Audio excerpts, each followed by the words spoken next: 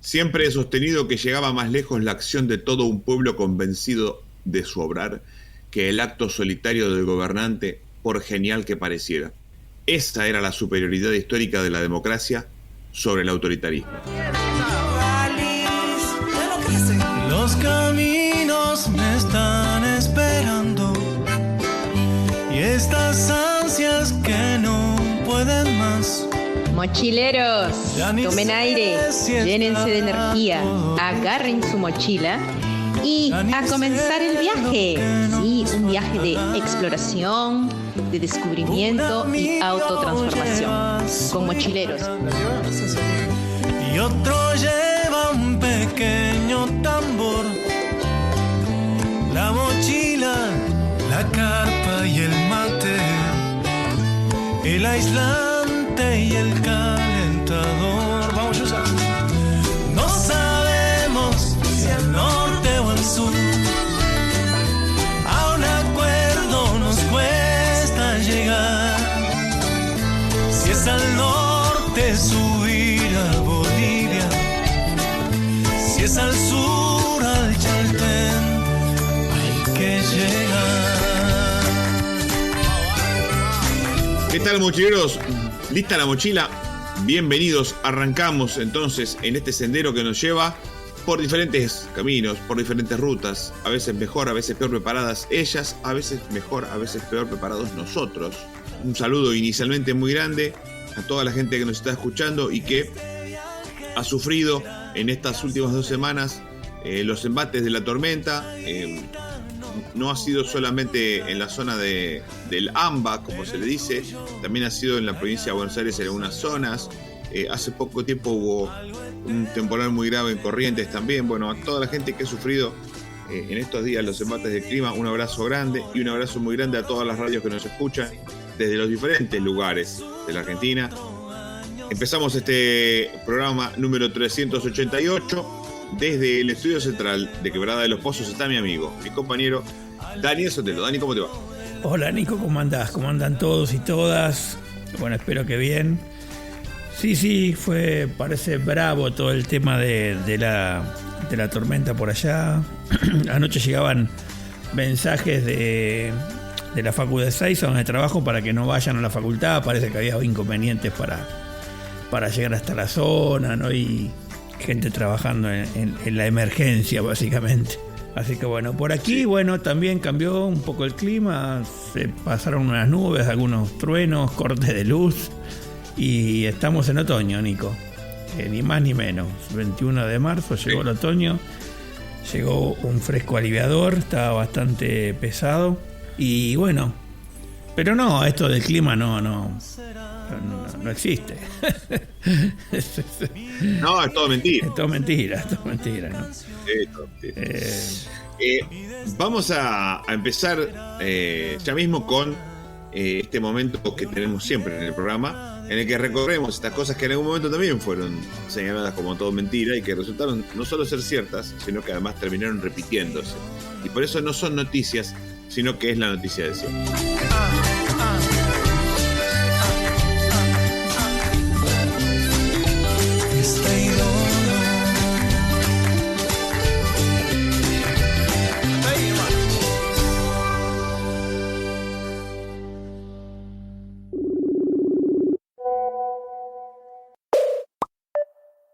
Facebook, WhatsApp o Instagram.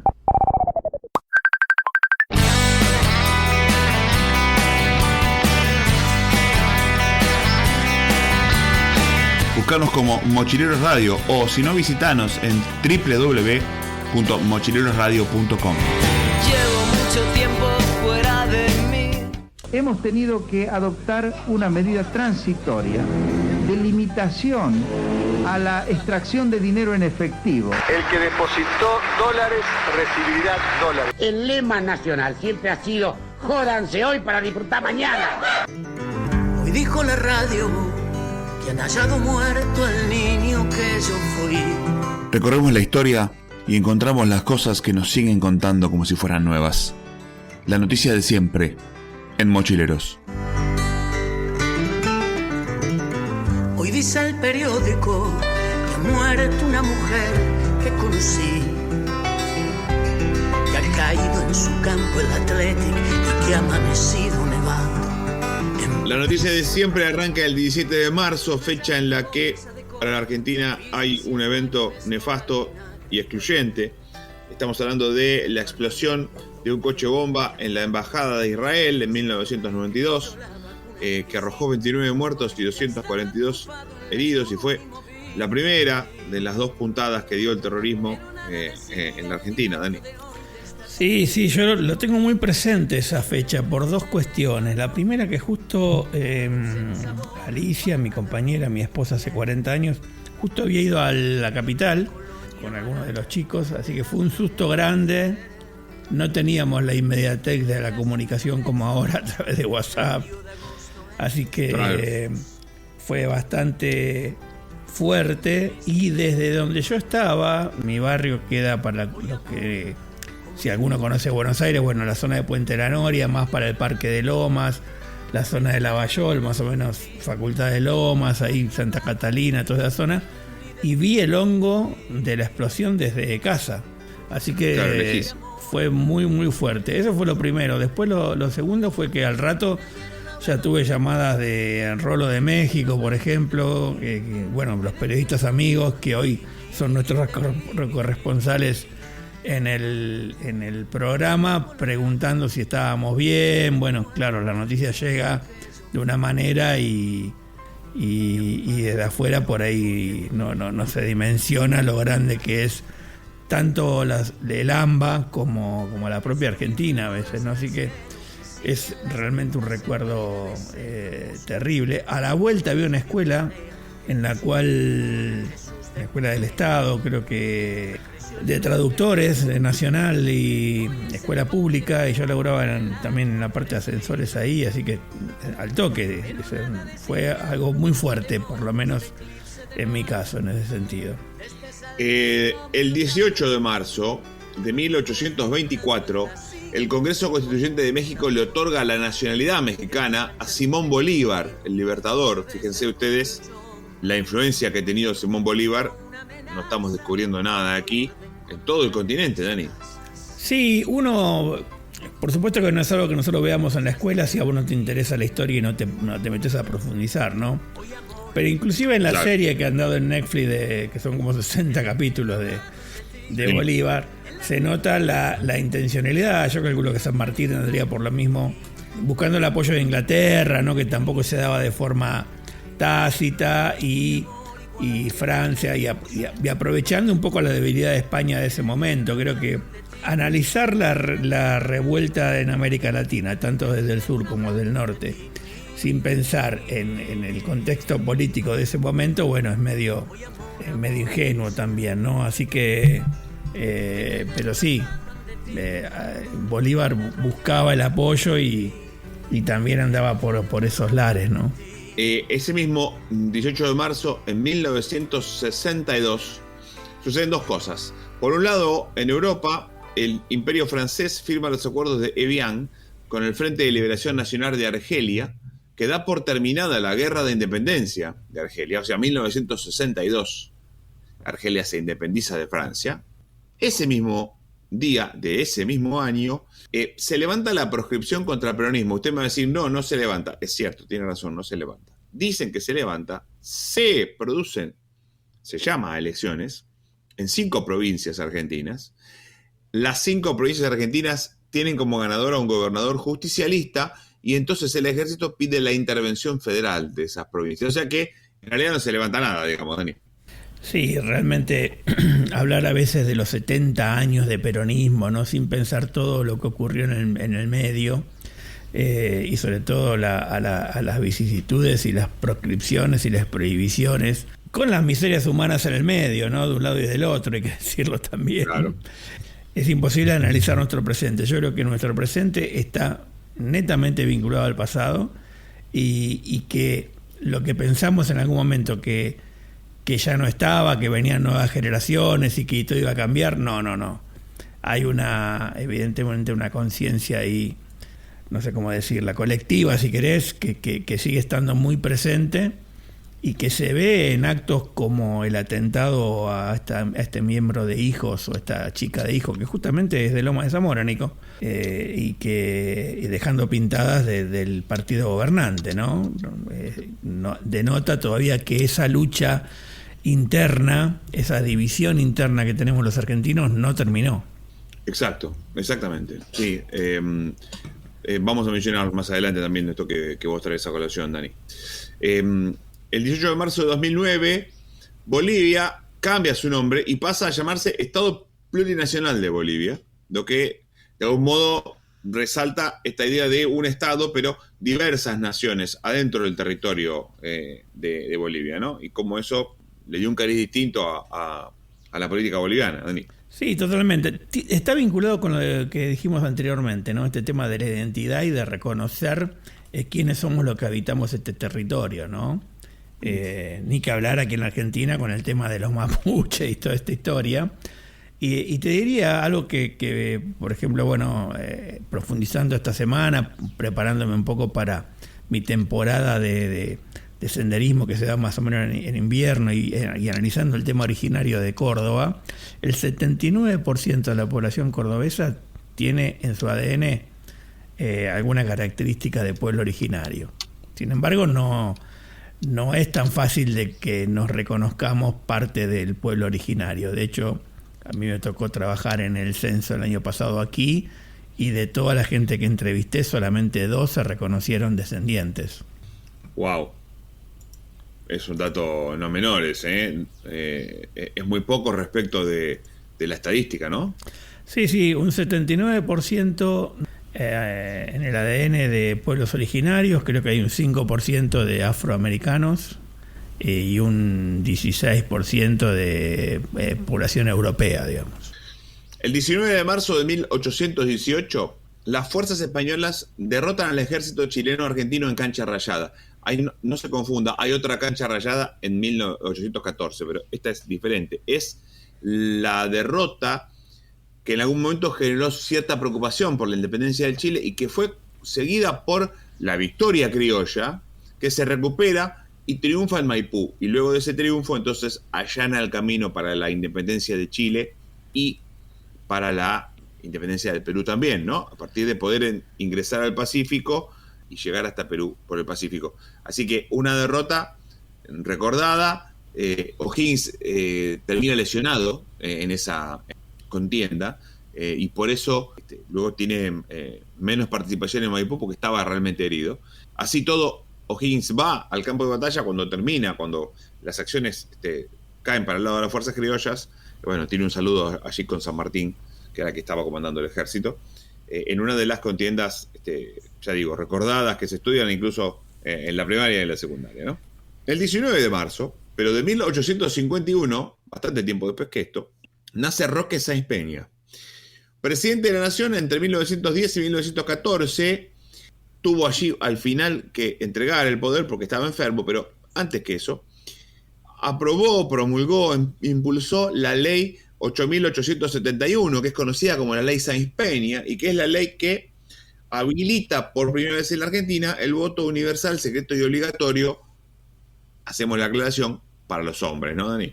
Sí, pero lo importante acá, sí, obviamente que era en ese momento, si bien ya en ese momento había mujeres peleando por el voto femenino, digamos, fue todo un avance el tema del voto secreto y obligatorio, porque hay que recordar los fraudes y las cosas que ocurrían acá en la Argentina, ¿no? Donde ganaban siempre los poderosos, esa idea del voto que hace poco tiempo también apareció en la escena política argentina, ese voto intelectual, ese voto válido, digamos, como que aquellos que no tienen un nivel de educación podrían no votar, esas cosas que se deslizan a veces en las entrevistas y vos que querés entrar al televisor y ahorcarlo al tipo, ¿no? Sí, la defensa del voto calificado se hace cada tanto. Y por otro lado, por ahí muchos oyentes lo saben, pero muchos no en todos los países el voto es secreto, ¿no? Y obligatorio, ¿no? Exacto. No en todos los lugares uno entra solo al lugar, ¿no? Lo que implica cierta suspicacia desde lo psicológico. Te diría que hasta es difícil, ¿no? Que un tipo te te llega a votar en el remis y te está mirando de lejos y vos tenés que votar sí o sí de ese tipo, ¿no? Claro. Eso ocurre en otros países también, ¿no? Aquí ocurre de otras maneras también, pero bueno, digamos que, como decimos siempre, la democracia se mejora con más democracia, no con menos. Con menos la gente se empieza a enojar, que me parece que es lo que nos está pasando, ¿no? Es interesante lo de comparar, ¿no? Cómo funciona lo finito de la democracia. A lo mejor amerita en algún momento hacer algún informe así comparativo. En fin, por lo pronto el 19 de marzo de 2020 se dicta la cuarentena obligatoria. Se cierra, se obliga hasta fin del mes a estar adentro de casa y se sostiene que quien no lo haga estará cometiendo un delito, Dani. Sí, tremendo, Nico. 3 días antes yo estaba en las Salinas Grandes de Córdoba, aquí, un lugar muy bonito que por suerte la gente empezó a reconocer. Sí, muy lindo, sí. Sí, muy lindo, Nico. Salinas Grandes es un lugar para que la gente conozca. Ahora hay una cierto manejo, digamos, desde la parte de ambiente, también para la protección de ciertos lugares, porque, por ejemplo, algo que yo no sabía es que que se aplica a otras salinas del país, ¿no? Cuando vos haces una pisada sobre la sal que está saliendo del piso y uno va caminando sobre ese desierto blanco, para que se recupere esa sal que vos pisaste tarda 3 años aproximadamente el lugar. Wow. Entonces la gente que vive un poco de juntarla, de cosechar la sal, como dicen ellos, sí. En esa parte que vos pisoteaste no se podría cosechar. Y hay alguien que convoca acá en Córdoba cada tanto, ahora me parece que se cortó un poco, pero convocaba gente para escuchar música, viste, con los auriculares. No molestaba, digamos, al medio ambiente con el tema del sonido, pero de repente te caían en un baile con auriculares 800 personas. Entonces, bueno, ahí hubo bastantes problemitas con ese tema, ¿no? Todo esto por la pandemia salió, ¿no? Pero no tiene nada que ver, pero bueno, está bueno comentarlo. El 20 de marzo de 1778, por decisión de la corona española, Mendoza, San Juan y San Luis son escindidos del Reino de Chile e incorporados al Virreinato del Río de la Plata, que nace justo ese año. Fíjese usted, no es tanto tiempo el que hace que la zona de Mendoza, San Juan y San Luis dejó de ser chilena y pasó a ser del Virreinato del Río de la Plata, Dani. Tremendo. O sea que tras la sierra podíamos estar ahí también, ¿eh? Guarda. Y estaba ahí en la zona, ¿no? Cerquita, claro. Este dato yo no lo tenía y realmente es súper interesante, ¿no? Que Mendoza, San Juan y San Luis eran parte del Reino de Chile y después se incorporaron al Virreinato del Río de la Plata. ¿Qué me comentan? ¿Qué me cuentan? Las cosas de la frontera, ¿no? ¿Se acuerda el 18 de marzo que el ejército pidió la intervención de las 5 provincias que habían elegido un gobernador justicialista? Bueno, el 20 de marzo se efectiviza esa intervención federal, en donde triunfó el peronismo, con lo cual efectivamente se desconocen las elecciones que se habían realizado en esas provincias de gobernadores justicialistas. El 20 de marzo de 1991, Conor Clapton, de 4 años, si no me equivoco, cae desde un piso 53 y fallece. El hijo de Eric Clapton y de Lori De Santo, muere el hijo de Eric Clapton en 1991, y a partir de esa experiencia traumática y horrible, Clapton compone Tears in Heaven, una canción que tuvimos muchas veces, que habla precisamente de ese episodio, y a la postre termina siendo uno de los grandes éxitos de Clapton. Escuchemos un poquito, Nico, de eso. Bueno, ahí lo ponemos de fondo entonces. If I saw you in heaven, would it be the same? If I saw you in heaven, I must be strong. Mientras tanto, y hablando de lágrimas, no me cabe ninguna duda, el 20 de marzo de 2003 se inicia la primera escaramuza de lo que luego fue la guerra de Irak, Dani. Sí, la primera guerra televisada. Yo me recuerdo esa noche en la tele no veía nada, porque era una pantalla negra con unas luces que apuntaban, que teóricamente era el láser, que tampoco sabemos como el tema de la luna si fue verdad o no, pero fue un gran espectáculo para el mundo la entrada, el comienzo de esa guerra y la invasión de Estados Unidos a Irak, por algo que en realidad después se supo que no fue, pero que sufrió muchísima gente en el medio y que se destruyeron lugares históricos para la historia de la humanidad, ¿no?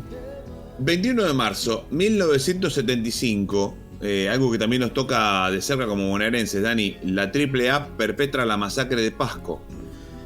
Sí, la famosa masacre de Pasco. O sea, todo no empezó el 24 de marzo, como ya sabemos, sino que había un caldo de cultivo ahí y la AAA ya estaba haciendo de las suyas. Ya había... creo que todavía no habían atentado contra el padre Mujica, pero bueno, empezaban este tipo de purga propia partidaria según los criterios del famoso brujo, que también es una historia triste nuestra porque son las internas también del peronismo en general, como movimiento y como miradas totalmente distintas, o inclusive dentro de lo que estamos viviendo políticamente podemos ver esas miradas porque hay mucha gente opinando en la tele y vemos que hay opiniones que algunas coinciden pero otras que no tanto, entonces o que se quieren arrogar quién es más peronista que otro, ¿no? Parece que el famoso peronómetro. Exactamente, ¿no?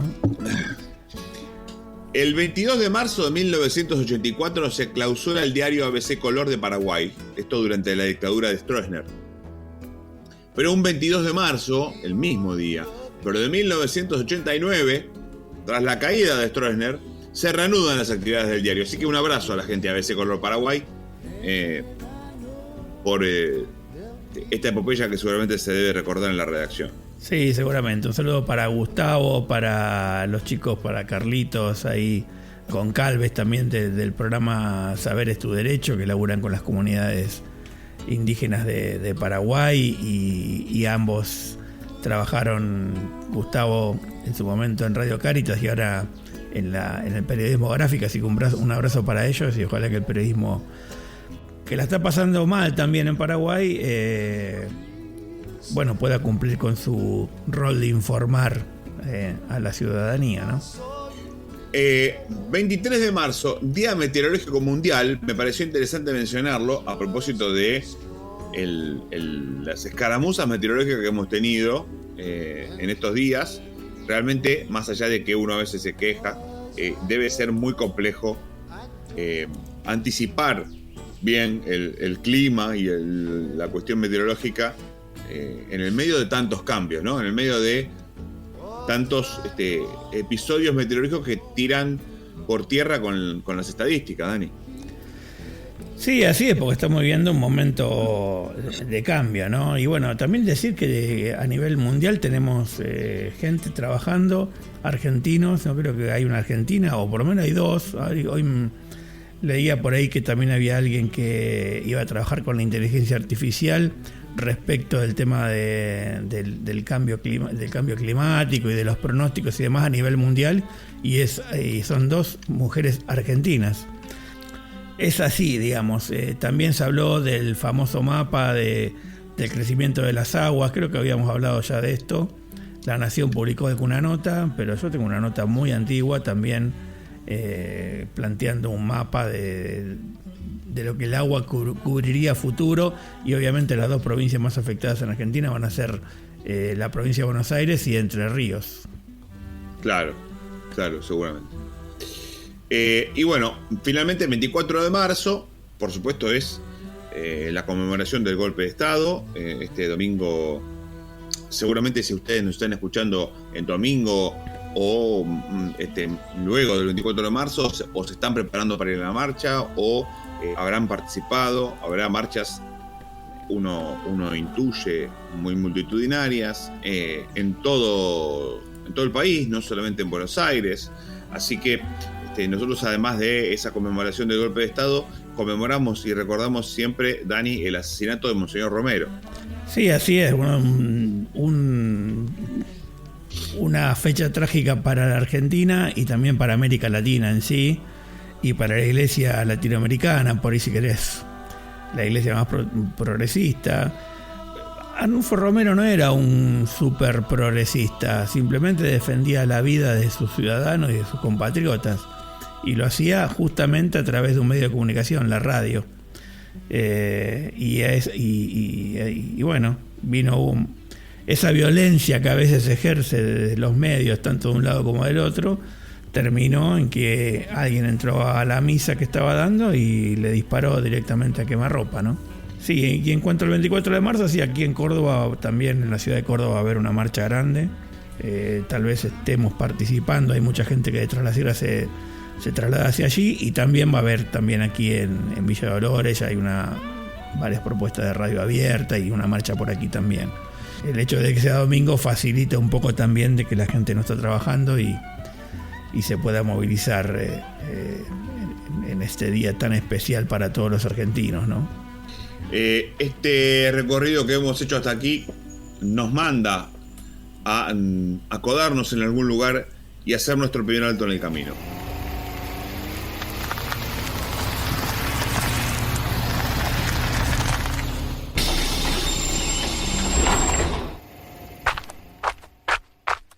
Como el primer trago de agua fresca en medio del camino polvoriento. La música, aquí, en Mochileros.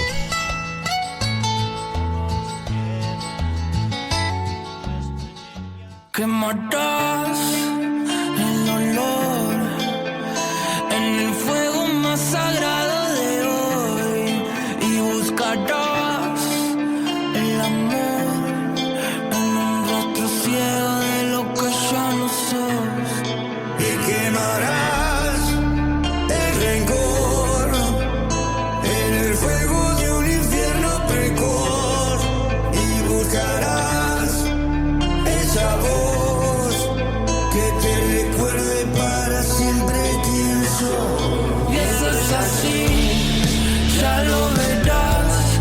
Hay gente arraigada solo a su mezquindad, en la desazón de no adueñarse del sol. Perdieron las alas de la fraternidad.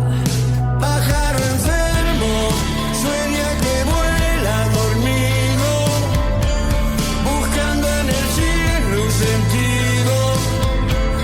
Las nubes le hacen de nido fractal, donde cantará. Quemarás el dolor en el fuego más sagrado de hoy y buscarás el amor en un rastro ciego de lo que ya no sos y quemarás el rencor en el fuego de un infierno precoz y buscarás esa voz que te recuerde para siempre quién sos. Poder resistirte a todo, menos a la tentación en tus modos. El amor es un sentir y también una idea. Menos sabemos, más sospechamos, y de allí en más todo este silencio. Camas hay cientas y en todas sueña lo mismo. Le besa la boca al abismo, perdido en ese erotismo irreal.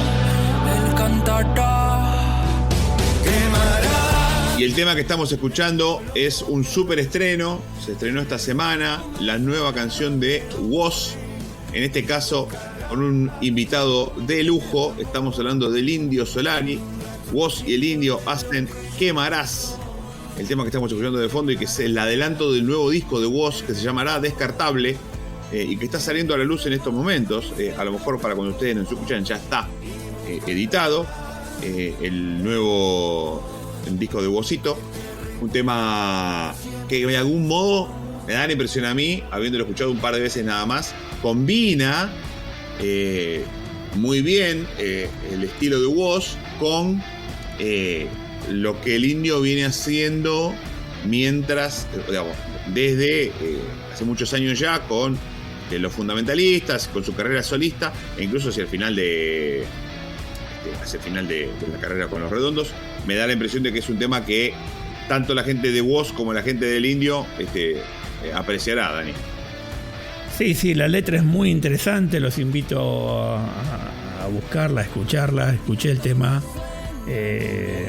muy, muy interesante, ¿no? Esto de quemarás el dolor en el fuego más sagrado de hoy y buscarás el amor. Hay como mucha metáfora en la canción y interesante para estos momentos que estamos viviendo. Hacemos una tanda y enseguida seguimos con más Mochileros. El fuego más sagrado de hoy y buscarás el amor en un rastro ciego de lo que ya no somos y quemarás el rencor en el fuego de un infierno precoz. Un saludo grande para la gente de Mochilero y sus oyentes.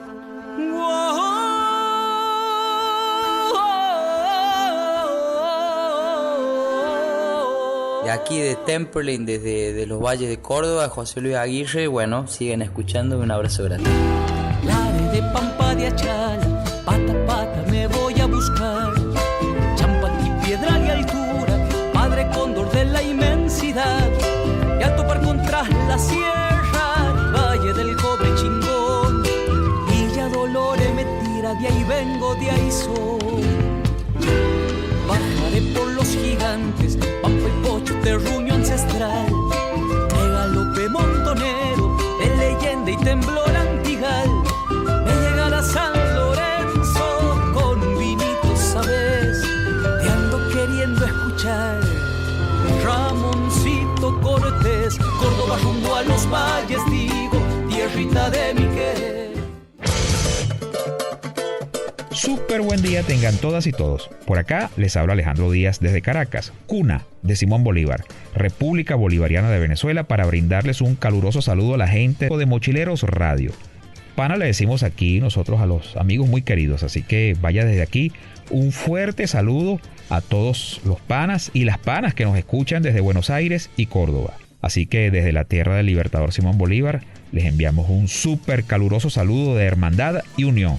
Se me cuidan, sigan usando el barbijo y nos encontramos en la web. Ay, ay, ay, ay, una inserta de cangrejos, pajarillo verde y eso será cuando llueva.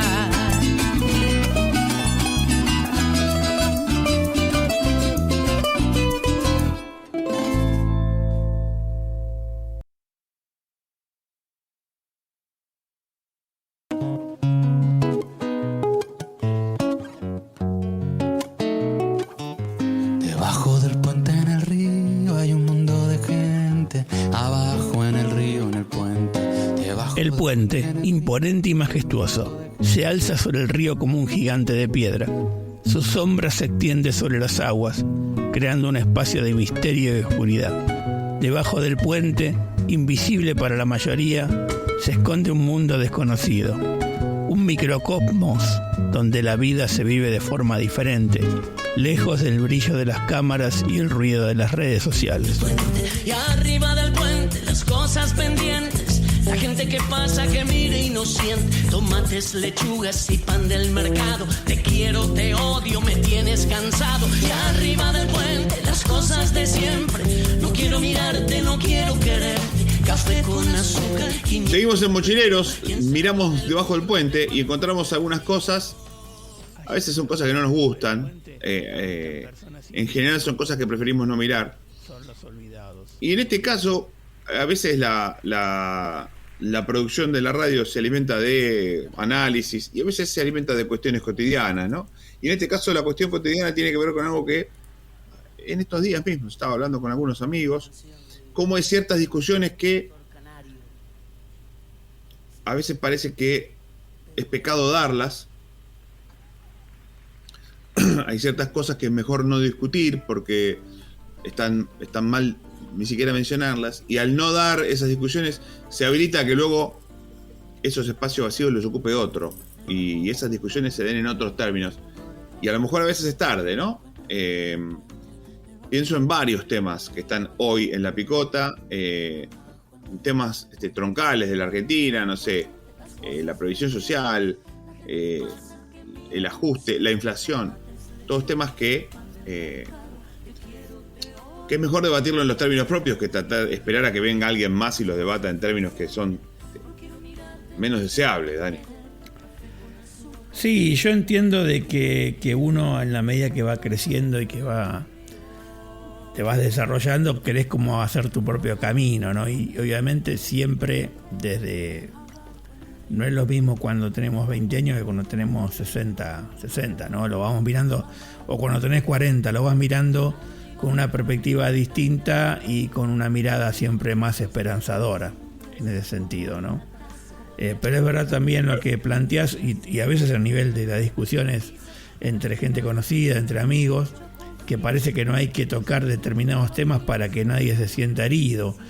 Y yo creo que es importante a veces con cierto criterio poder profundizar algunas cuestiones, porque si no queda todo en lo que... Porque a veces con determinados temas vos lo único que escuchás es lo mismo que estuvieron diciendo en algún noticiero en la televisión, como si esa fuera una sagrada verdad, ¿no?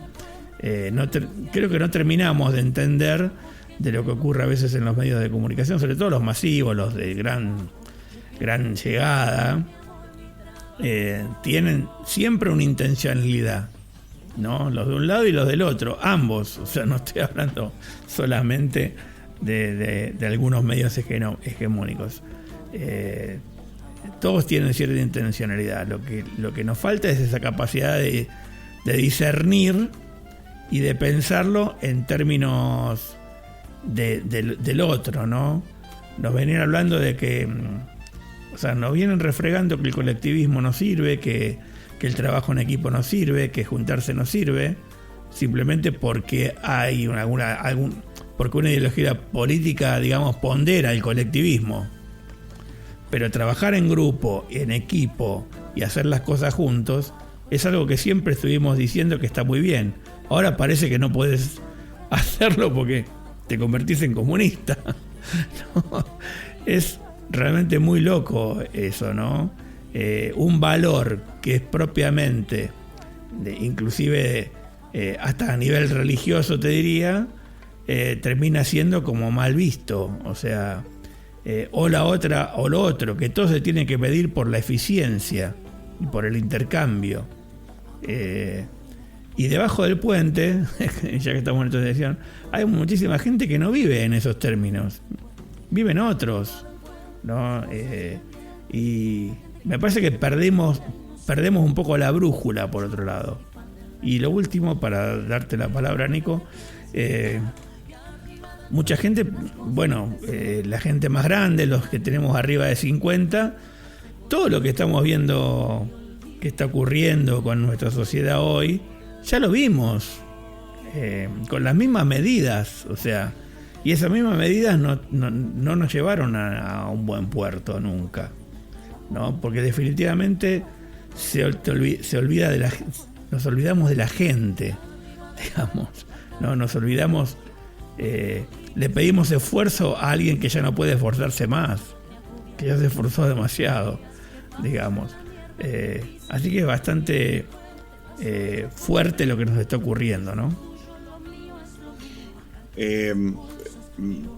Cualquiera que preste atención seriamente se dará cuenta de que todas las comunidades, no quiero decir países porque es limitar la idea, todas las comunidades que han tenido éxito en el sentido más tradicional de la palabra, no en el sentido de haber ganado plata, todas las comunidades que han tenido éxito en el sentido de que han logrado el bienestar de los participantes de la comunidad, lo han hecho justamente de modo comunitario. Si no, hay algunos que ganan y hay otros que pierden. Cuanto más ganan los que ganan, más pierden los que pierden, y así estamos un poco en el lugar en donde estamos. Nada, una reflexión que no tiene que ver con nada y al mismo tiempo tiene que ver con todo. Lo que pasa muchas veces cuando uno hace radio de esta manera, ¿no? Vamos, si te parece, a escuchar música, Dani, a no ser que quieras contarme algo más.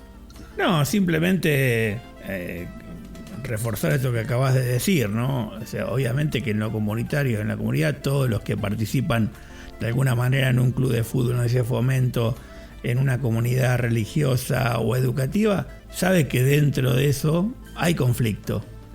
Y no está mal, el conflicto es parte de la vida.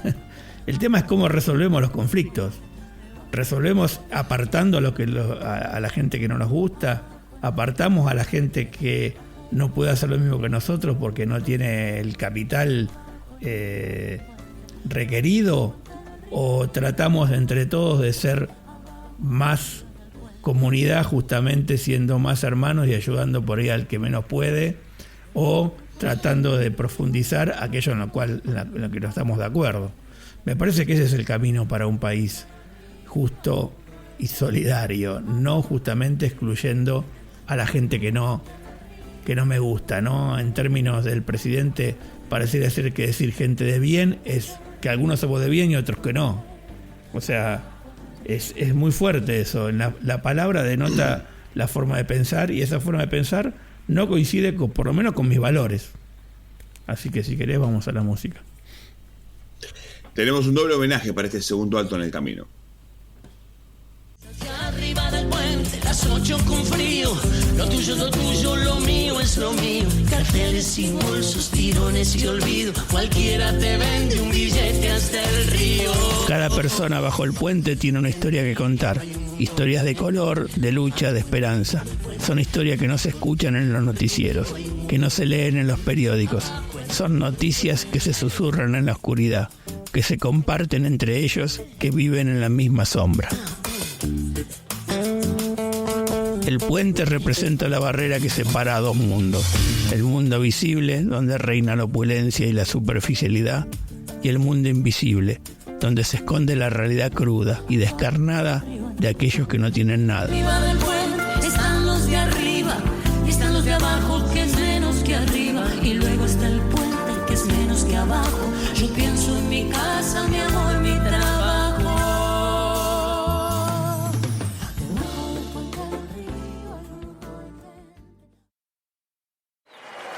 Quiero hacer un tema de un músico muy impresionante y un poeta impresionante que nos mira desde arriba, llamado Miguel Abuelo.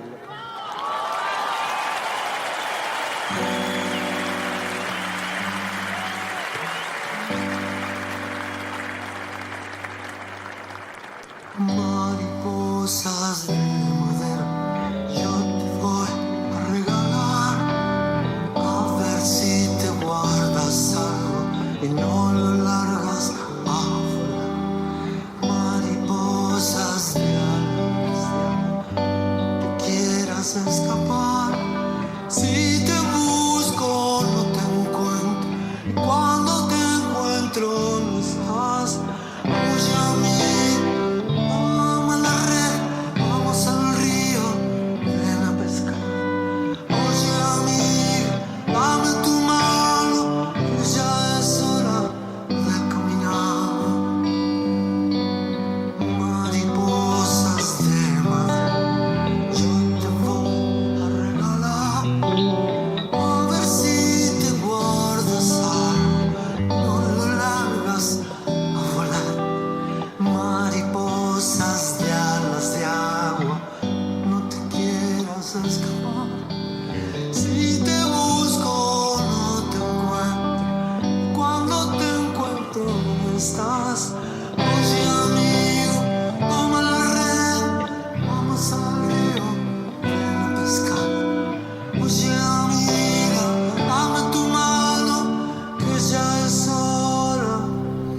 Es un doble homenaje porque el tema que estamos escuchando se llama Mariposas de Madera. Es un tema de Miguel Abuelo, que ha nacido un 21 de marzo.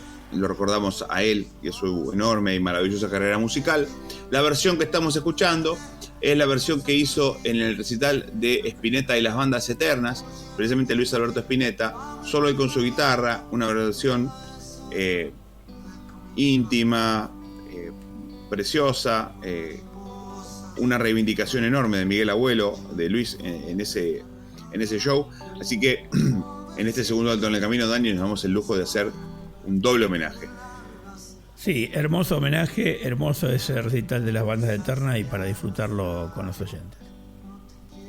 Tanda y enseguida seguimos con más mochileros. Te busco, no te encuentro. Cuando te encuentro, ¿dónde estás? Oye, amigo, toma la red, vamos al río, ven a pescar. Oye, amiga, dame tu mano, que ya es hora de caminar.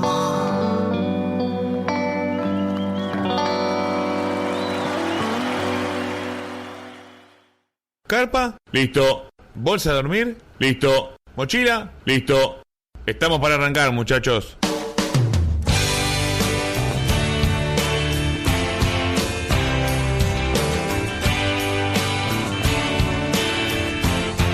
Mochileros. Sola como nadie te pude ver. Sentada en la calle. I read the news today, oh boy.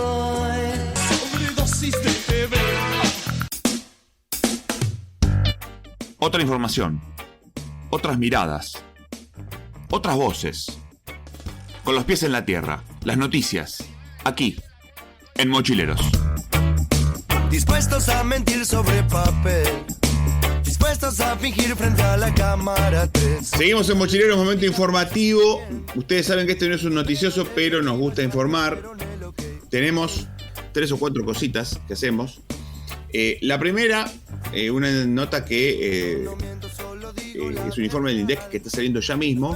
Hubo un desplome del consumo, 13,8% en supermercados, un 3,4% menos que en diciembre, una caída de 8,1% en los mayoristas y una caída de 21% en shoppings o paseos comerciales. O sea, una caída fuerte del consumo que por supuesto no sorprende, pero que de algún modo pone blanco sobre negro este tema, Dani. Sí, porque bueno, la gente se está cuidando mucho en cuando va a consumir, cuando va a comprar.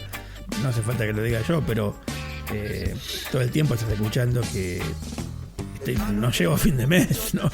La típica, digamos. Y eso implica cuidarse, ya no gastar de más, estar mirando un poco lo que gastás.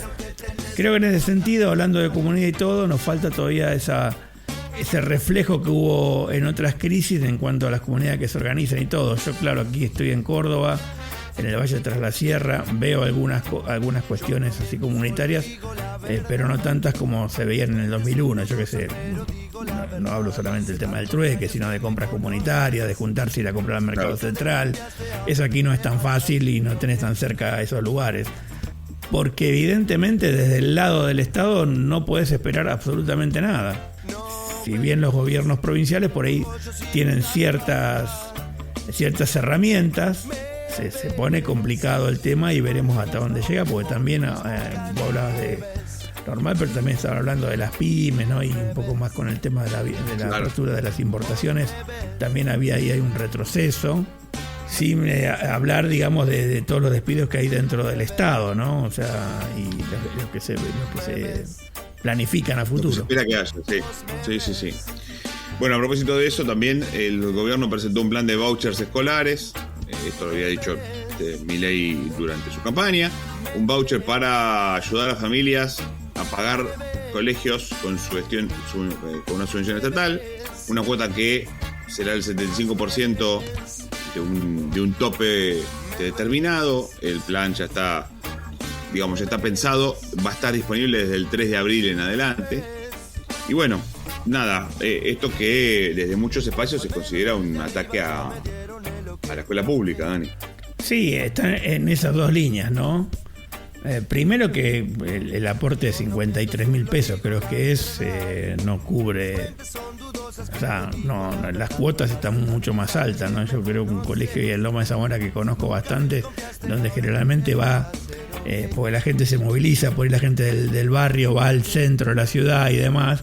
Ese colegio que recibe muchos chicos de las periferias estaba en 80.000 pesos en diciembre, no quiero ni pensar ahora. Claro. Es decir, claro. O sea que con 53.000 pesos estás medio complicado, digamos, ¿no? Sí. Y no es un colegio de los privados prestigiosos. Y por otro lado, esto que decís vos, ¿no? Que algunos dicen, bueno, le seguís inyectando dinero a los colegios privados, o mejor dicho, colegios públicos de gestión privada en algunos casos, porque están subvencionados, y la escuela pública sigue complicada, ¿no? Es decir, depende mucho también de la provincia. No se entiende muy bien lo de los vouchers también, porque los colegios y los subsidios dependen mucho de las provincias. No es que el subsidio lo manda el Estado Nacional. Entonces no se entiende esto, ¿no? Yo pienso que es una herramienta más para dividir que para ayudar, ¿no? Porque de alguna forma estás dividiendo, o sea, ¿qué provincia va a recibir más a partir de los vouchers? ¿Las que tienen más población, las que tienen menos población, o las que te apoyaron a vos en determinados proyectos en la Cámara de Diputados? Está complicado el tema, ¿no? Es muy complicado. Se registró un ataque violento a una militante de la agrupación Hijos. El hecho se conoce ahora, pero ocurrió hace unos días. Un atentado muy violento en el cual, hasta donde informan los medios, la víctima fue violentada, fue amenazada, hubo abuso sexual, por lo que dicen varias notas, y además se la amenazó con matarla, y se puso la sigla B corta LLC, que es la sigla que refiere a Viva la Libertad Carajo, que es la frase del presidente Milei. Desde el gobierno, Dani, salieron a pedir que la justicia actúe. No hubo digamos, no se deploró el ataque directamente. El presidente dio algunos likes en tweet que ponen en duda la denuncia. Todo esto justo en la previa del 24 de marzo, ¿no? Sí, parece como que todo calculado, ¿no? O sea, sí, Estela de Carlotto habló del tema también, directamente habló del clima político, ¿no? Un poco creo que lo venimos mencionando en nuestros programas, y obviamente que todo crea como un caldo de cultivo. Capaz que nada tiene que ver lo que lo hicieron con el partido que gobierna, pero capaz que sí, pero capaz que aprovechan también eso para hacerlo. Es decir, se está hablando de un indulto masivo a los militares que están condenados, o sea, se está hablando, capaz que ya salió algún spot con su propia versión de lo que fue el 24 de marzo. Todas cosas que desafían un poco a la democracia en Argentina, ¿no? Así que la única forma de parar todo esto es un poco ejerciendo nuestro derecho a la protesta. No hay mucho, como pasó con el 2x1 en el momento de Macri, y que después los jueces volvieron atrás. Pero bueno, también este gobierno está mirando a futuro para poner sus propios jueces en la Corte Suprema. Entonces, bueno, todo indica un clima muy enrarecido y una dirigencia política que no termina de reaccionar, me da la sensación. 100%. Si te parece bien, Dani, vamos a hacer una tanda. Vamos a la tanda y nos vemos un minutito.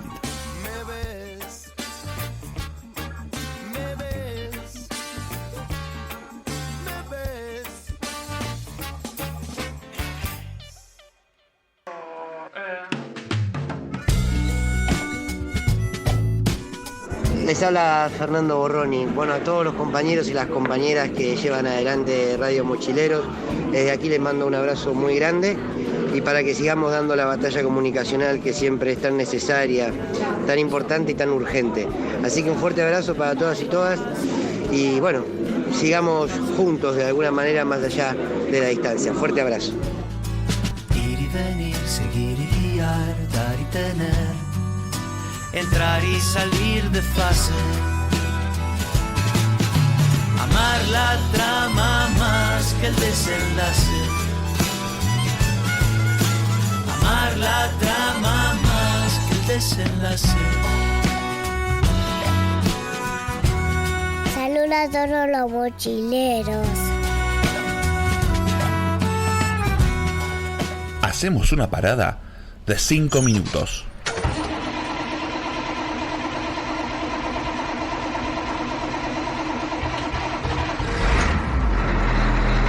No te distraigas, enseguida sigue el viaje de Mochileros.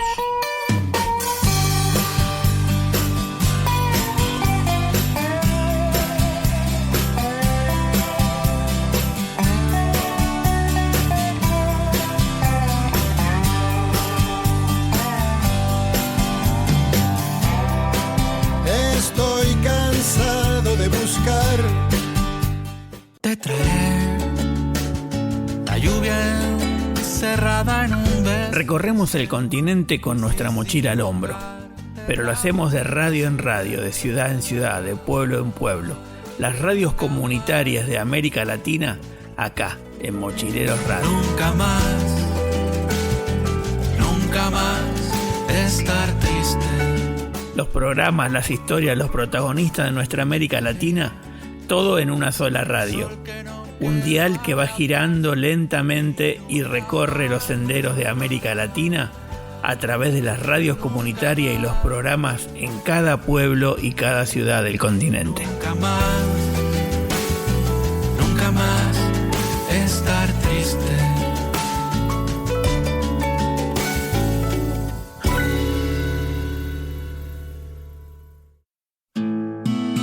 Prendí la radio como en un ritual. Escuchar Mochileros es un ritual cada semana. Gracias por escucharnos desde allí donde estás. Ahora cargamos la mochila y volvemos al camino. Al fin y al cabo, como dice Eduardo Galeano, somos lo que hacemos para cambiar lo que somos. Estoy ahí, ya sé que no, pero yo estoy ahí. Si el tipo de la radio me lo cuenta.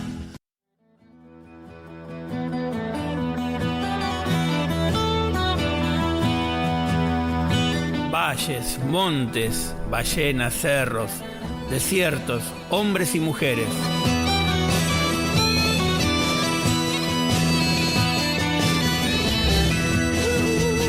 Playas, salares, tigres, niños, zorros, mares y ríos. ¿Cómo cuidamos la naturaleza? Caminamos para conocer y para cuidar. Y seremos agua derramada en los suburbios del camino.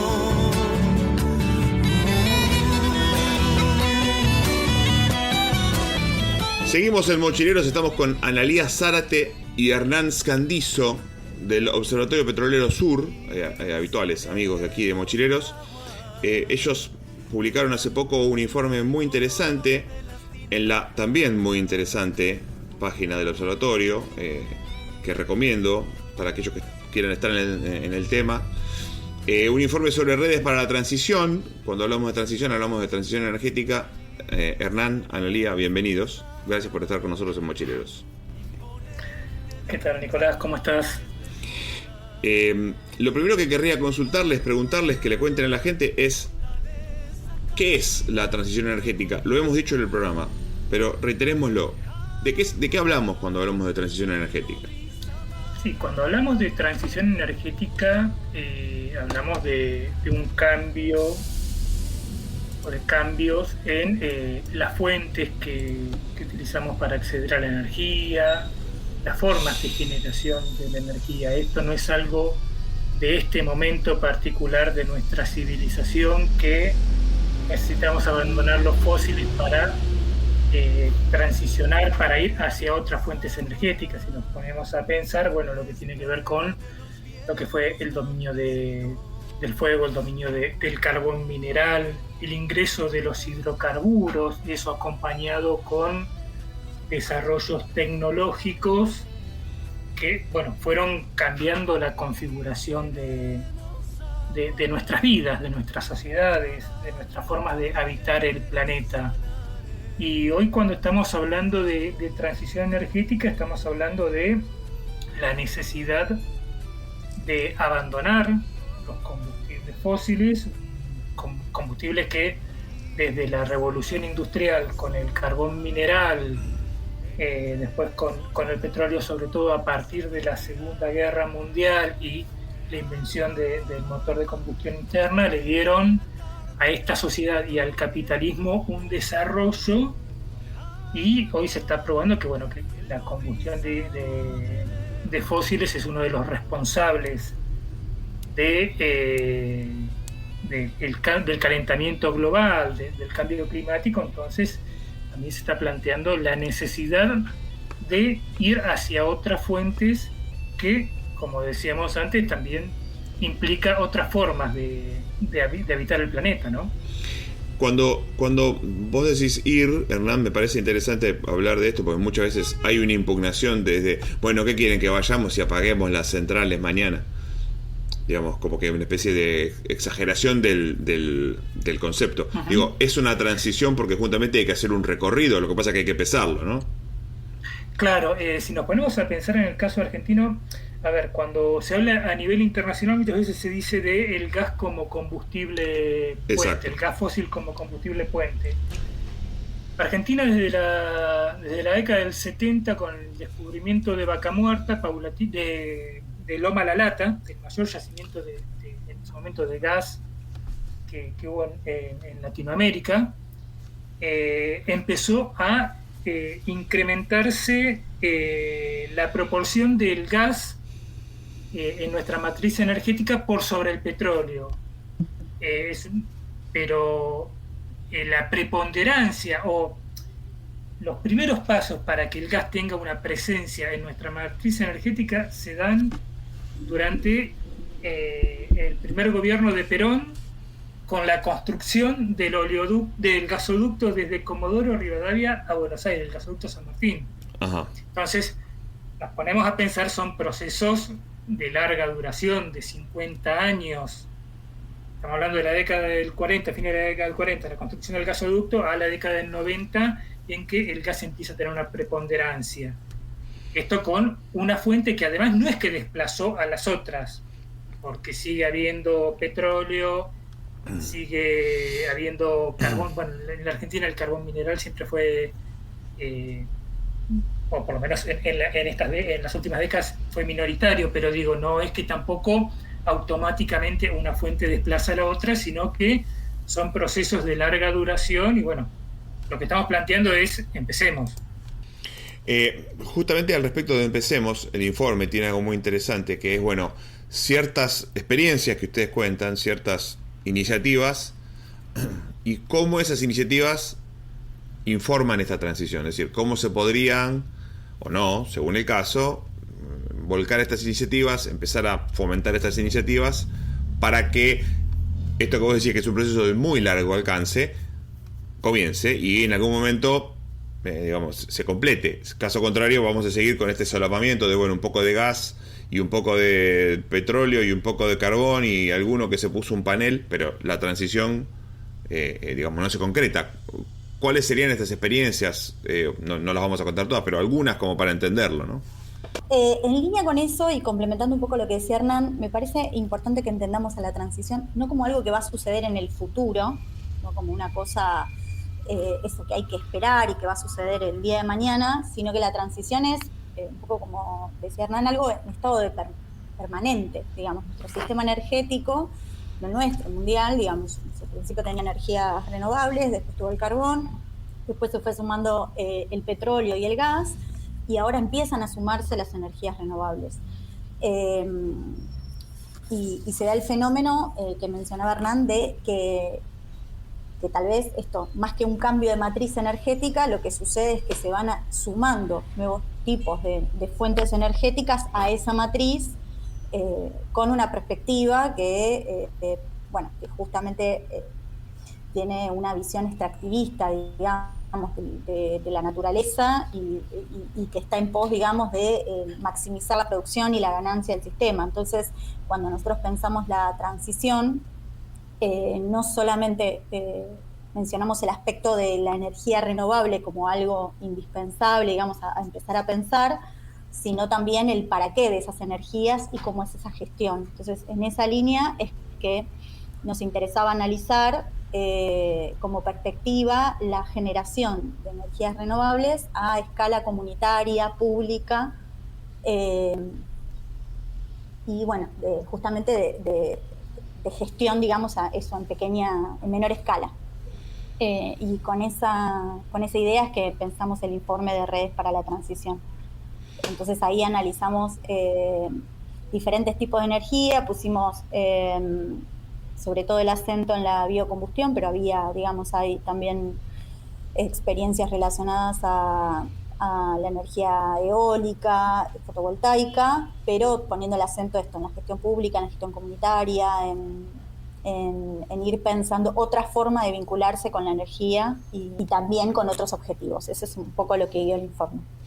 Yo leí allí el informe y ustedes hablaban del proceso que de algún modo había centralizado la distribución de energía, y a lo mejor estas experiencias que ustedes relatan son experiencias, yo las escuchaba por allí y hablando con otra gente, de repente hay un biodigestor comunitario, o que se pone para una cooperativa. No sé si estoy diciendo algo que no es, corríjanme usted, pero más o menos tiene que ver con un descenso de la escala. ¿Sería algo así?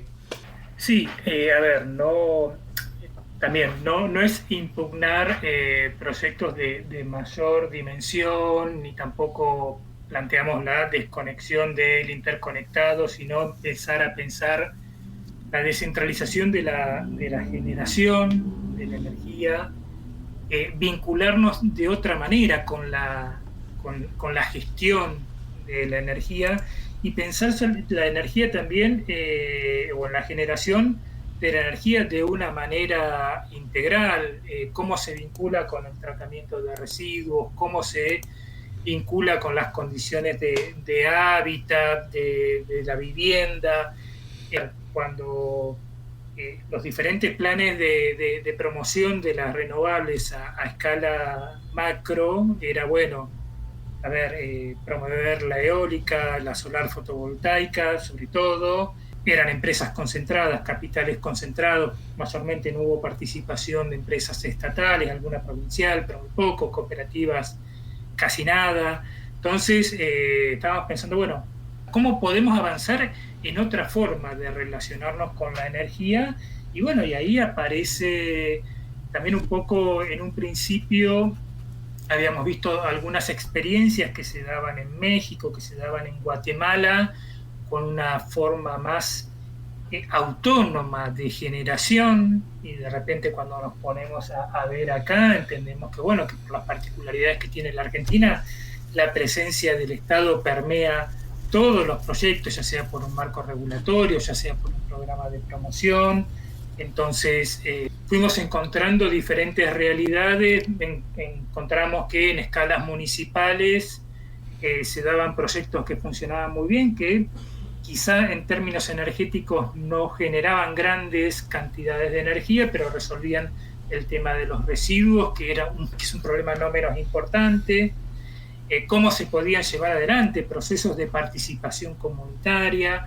Entonces, el trabajo que llevamos adelante con Ana tiene que ver con eso, con analizar las políticas públicas de promoción, cuáles son los límites de esas políticas públicas, y siempre pensando en también en nuestras intervenciones territoriales, qué es lo que podemos ir construyendo, cuáles son las herramientas que tenemos, ¿no?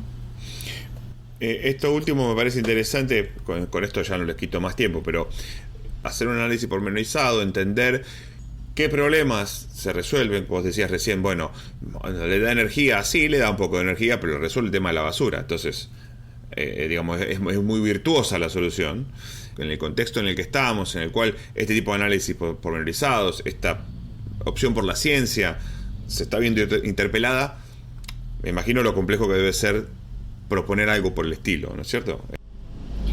Algo interesante que surgió justo del análisis es que, por ejemplo, en los momentos de crisis económica, fines de los 90, principios de los 2000, proliferaron ciertas experiencias de energías renovables a escala comunitaria justamente ante la escasez de acceso. Claro. Entonces, es muy probable, digamos, que pueda volver a pasar en esta situación, porque, nuestra perspectiva es justamente no solamente ver la cuestión en términos de la energía renovable como un fin en sí mismo, sino también el derecho a la energía, ¿no? El acceso como algo por lo que hay que luchar, ¿no? Y en esos términos, este tipo de experiencias, más desde la gestión comunitaria o a menor escala, permite la participación y a su vez permite otra forma de empezar a plantearse el acceso a la energía. Entonces, en ese sentido es que empezar a ver cómo estas experiencias se desarrollaron en su momento puede darnos algunos indicios de qué cosas. Lo que nos interesaba era ver qué cosas que se hicieron estuvieron buenas para replicarlas como experiencia y qué cosas hicieron que las experiencias no pudieran prosperar. porque vuelvo a decir, cuando hablamos de transición no estamos hablando de algo futuro, ya en la Argentina hay desde los 80 esta parte, digamos, varias experiencias, entonces, bueno, ver qué de todo eso se puede retomar y también qué roles, qué instancias, qué tipo de grupos e instituciones pueden ser vehiculizadoras, digamos, de ese tipo de experiencia y fortalecedoras. Era un poco lo que nos interesó analizar en el informe. Y ahí veíamos, por ejemplo, el rol de las universidades, del INTA, que bueno, ahora justamente está bastante perjudicado, digamos, por las medidas de gobierno. Pero el rol, digamos, del INTA-INPAF, de la agricultura familiar, es muy, muy importante en el desarrollo de estas experiencias.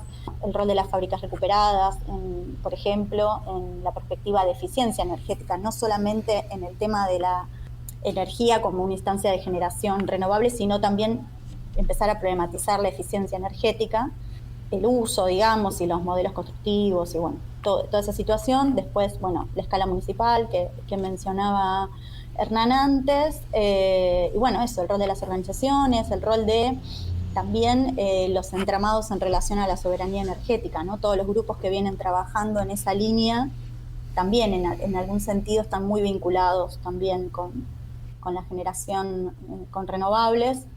Analizamos algunas experiencias, bueno, el rol de las instituciones educativas en general. Para los que nos están escuchando y les interesa ese tema, hay mucho material en la página del observatorio, obsur.org.ar. Mis entrevistados son Hernán Escandizo y Analía Zárate. Hernán, Analía, les agradezco mucho por el tiempo que le han brindado a Mochileros. No, muchas gracias a ustedes. Gracias. Anden bien, seguimos en contacto, pues este tema de Mochileros le interesa y mucho. Si te parece bien, Dani, vamos a hacer una tanda, porque en el próximo bloque tenemos un especial muy interesante con Coco Romero y La Fuente.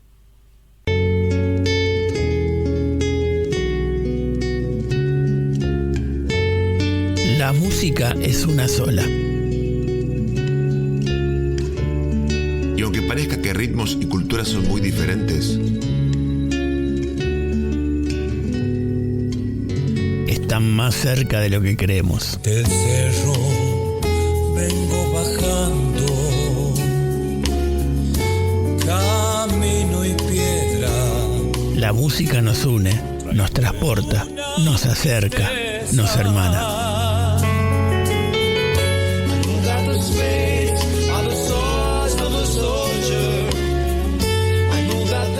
Seguimos en Mochileros, segunda hora, entrevista.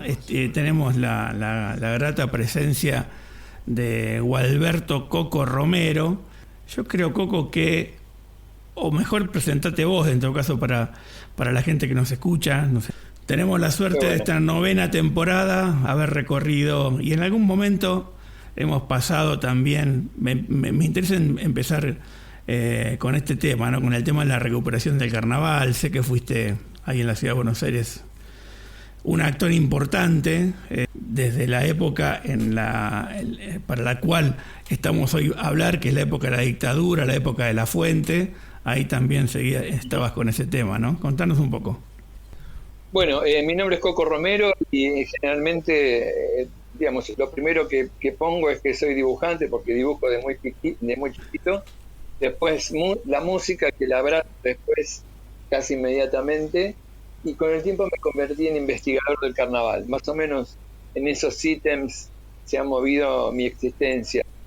Y como vos decías, yo empecé con una canción en La Fuente, que compuse en el 80 y grabamos en el disco El Grito Primal, ¿Dónde fueron los murgueros? Desde los 4 puntos cardinales de Buenos Aires convergen hacia el centro de la ciudad y alrededores, actuando en sociedades de fomento, clubes de barrio y coros de avenidas importantes, las murgas. Murga, según el diccionario común y corriente, significa conjunto de músicos callejeros, conjunto de músicos malos. Desde aquí, nuestra evocación a todas las murgas que existieron y que existen, que en épocas de florecimiento del arte popular estuvieron siempre presentes, con alegría, picardía, expresando en cantos el sentir de muchos y bailando al son de un bombo callejero. Esa pregunta que me hice en plena dictadura, en realidad me abrió una puerta, y a partir de ahí pasó un fenómeno muy complejo que podemos estar mucho tiempo charlando, porque ha sido un desarrollo de muchos años de trabajo, pero bueno, que ha tenido su fruto. Hoy sería esa canción donde fueron los morgueros, donde la gente se levanta y hace pogo, ¿no? Exactamente. El primer estímulo, digamos, en realidad, vos sabés que escribí en un momento que un poco el proyecto mío relacionado con la murga empezó con una canción. Pero vos sabés que la canción casi inmediatamente trajo aparejado que de repente cuando nosotros terminamos todos nuestros shows con 2 temas. El Guayno de Tolosa, de mi amigo Uki, La verdad siempre vive escondida, y La murga. Es decir, eran 2 momentos del final festivo.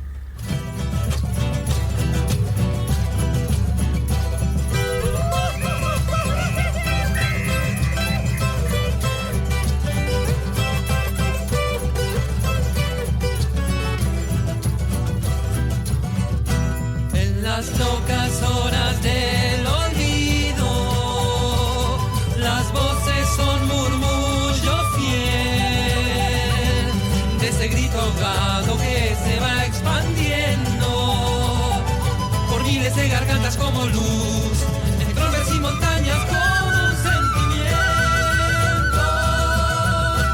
Es como un fino reguero ardiente, hundirlo en combustión sutil, cuyo fuego es esperanza permanente, que purifica toda esta ilusión y vivifica nuestros sueños en presente. ¡Oh! Vamos, vamos, no hay tiempo de descansar aquí, aflojando un lamento o dejarse morir así.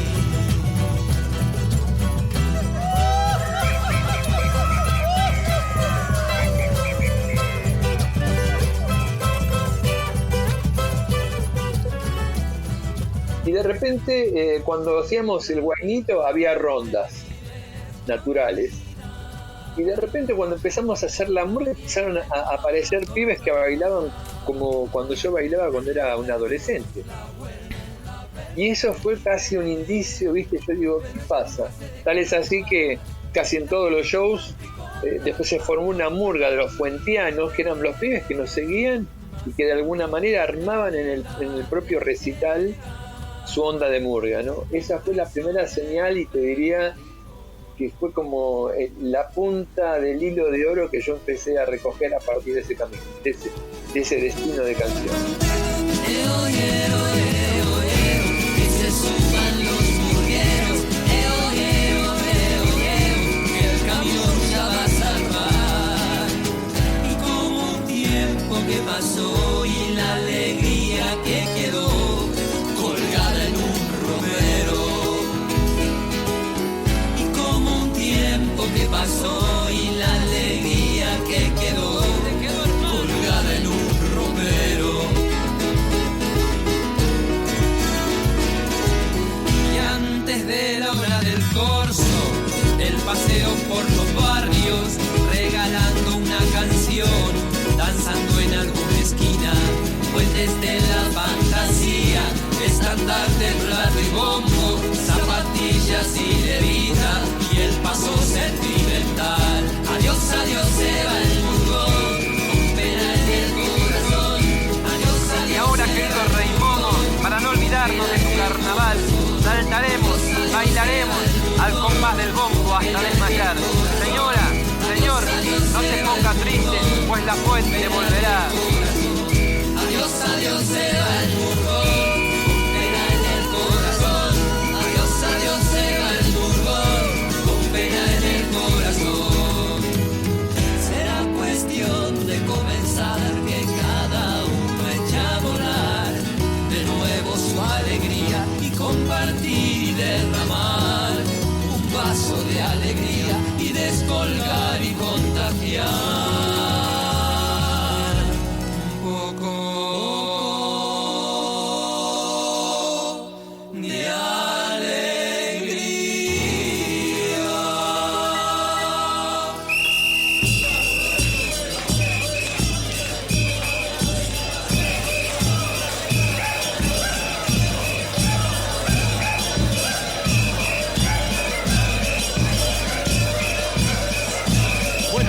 sigue transmitiendo desde el palco del gran corso de la vida.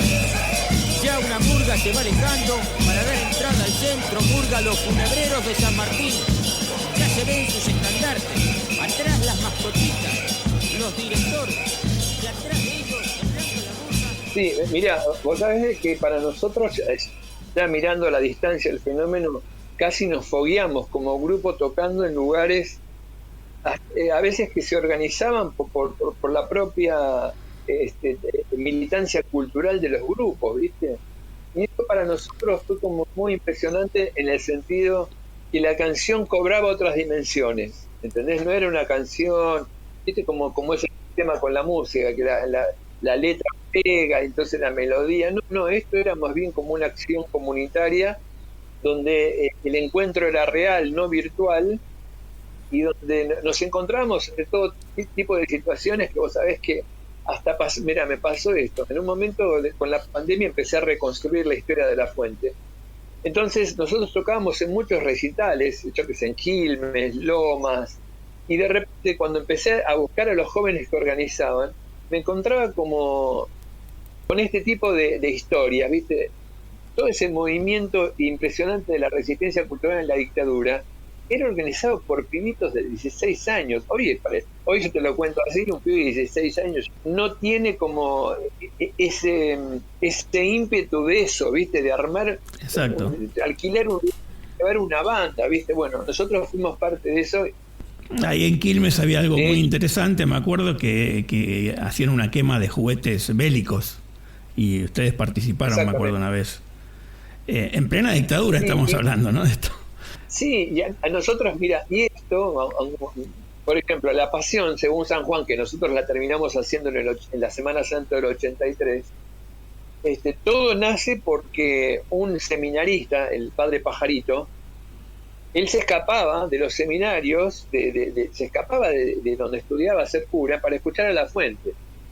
Eso te estoy hablando del 89 por ahí. Y él enseguida, de seguirnos, enseguida entabló diálogo con nosotros y nos empezó a invitar a hacer presentaciones en un trabajo social que ellos hacían, La Virgen del Buen Viaje, con chicos marginales. Ya en ese momento, ya el alcohol y las pastillas empezaban a hacer estragos en los jóvenes en ese momento, ¿viste? Sí, se hacían los galpones, los famosos galpones. Exacto, y de los galpones, después de toda esa experiencia del 80, 81, viene Pájaro y nos dice, mira, yo conozco a Alejandro Mayol que tiene un puñado de canciones.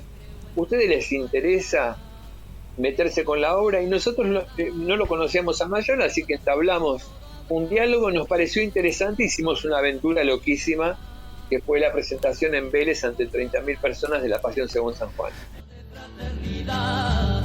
Creo en Dios cotidiano, que llena las plazas de sol, que habla con los jubilados y paga al contado lo que prometió.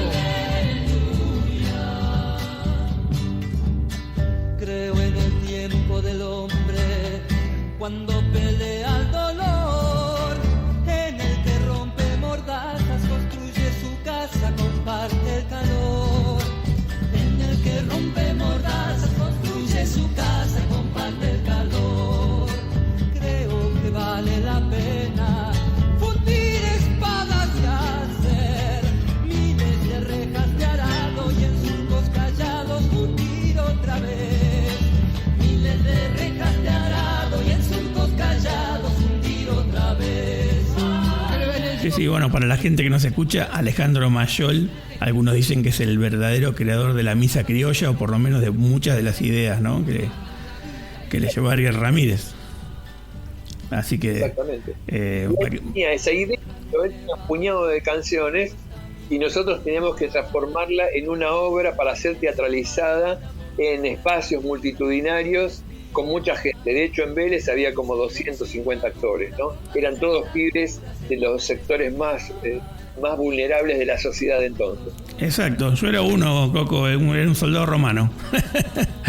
Y otra cosa muy importante que fue ahí, es decir, me acuerdo ir a ensayar ahí a la plazoleta enfrente de ATC los jueves desde las 8 de la noche hasta las 3 de la mañana, en plena dictadura, y volver al barrio era todo una odisea. Claro.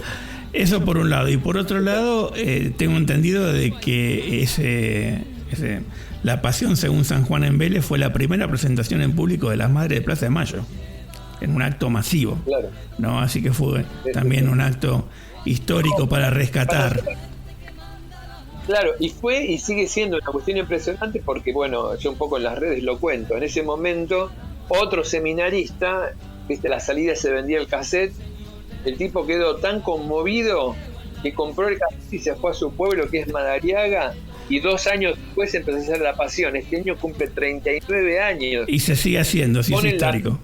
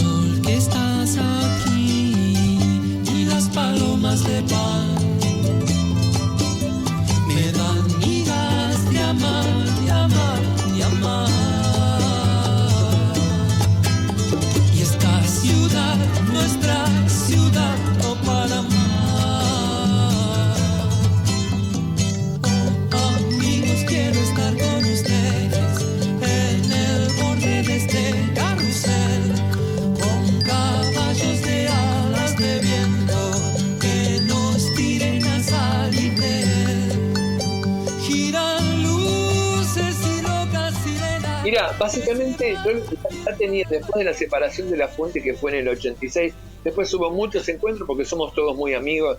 Para mí Tolosa es como un hermano, ¿viste? Tolosa está viviendo allí en Merlo, en la provincia de San Luis. Andy está viviendo en Lago Puelo, en el sur. Cuando terminó en el 83, nosotros estábamos medio cansados porque también esa lucha, digamos, ¿viste? Es decir, nosotros, no sé, yo laburaba de diariero, no sé, nosotros tenemos que laburar porque aunque sea para pagar la pensión, algo de guita tenía que entrar, ¿viste?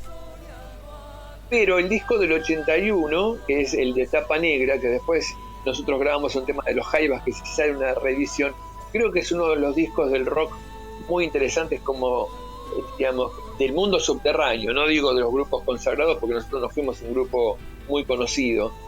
Y después, en el 83, con el Guito Primal, hay algunas perlitas en ese disco que no perdieron vigencia, en el sentido de que La Fuente tuvo un discurso político ante la sociedad. Nosotros hablamos de los indios, la murga, los desaparecidos en plena dictadura.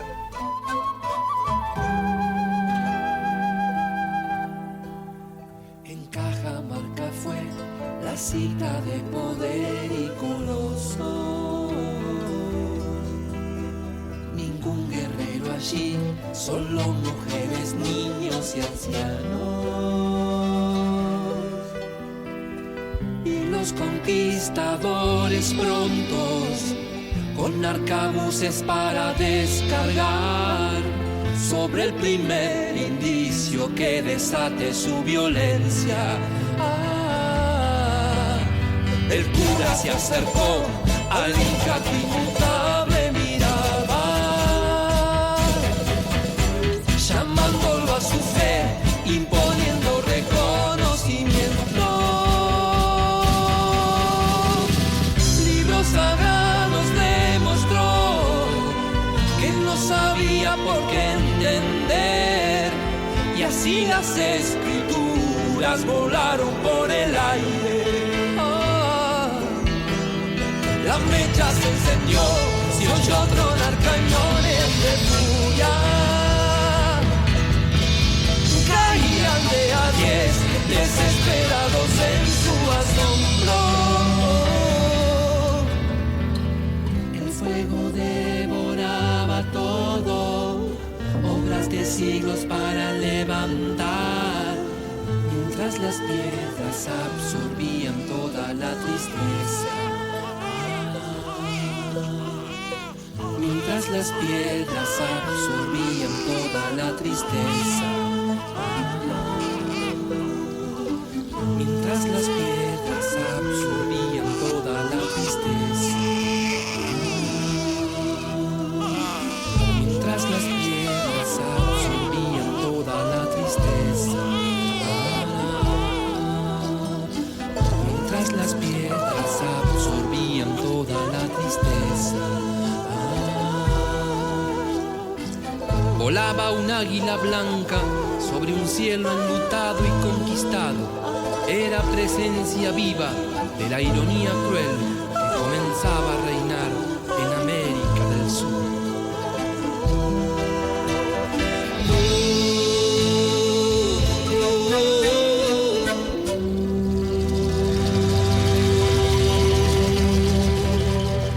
Y esto ha hecho de que yo es el día de hoy que me encuentro con jóvenes que seguían el grupo y que la canción les sirvió, ¿entendés?